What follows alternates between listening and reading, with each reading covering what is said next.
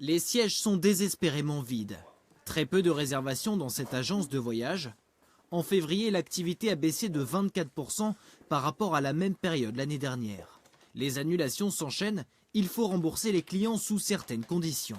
On va rembourser à 100% un voyage qui est sur une destination à risque. Parce que quelqu'un qui doit partir la semaine prochaine en Chine ou en Corée du Sud, ou même en Italie, dans les régions qui sont fortement déconseillées par le Quai d'Orsay, on va rembourser à 100% le voyage. Si la crise dure plus de 3 mois, l'agence ne réalisera aucun bénéfice cette année.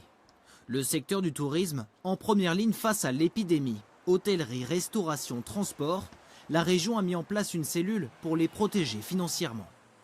Il y aura dans les prochains jours une réunion de la cellule dite de détection des entreprises en difficulté qui réunit différents services de l'État, notamment les services fiscaux, les services de la Banque de France, de façon à être le plus en amont possible pour aider les entreprises à surmonter les difficultés économiques éventuelles qui surviendront du fait du coronavirus. Si certains Corses annulent leur voyage, d'autres évitent les lieux intérieurs fréquentés. Dans les grandes surfaces, les modes d'achat évoluent. Une fréquentation au niveau de la surface qui a quand même baissé. Par contre, une augmentation au niveau du drive. Donc des commandes qui sont passées du simple au double, c'est-à-dire de 250 commandes par jour, on les passait à 500. Signe de l'inquiétude, les denrées non périssables partent beaucoup plus vite que d'habitude.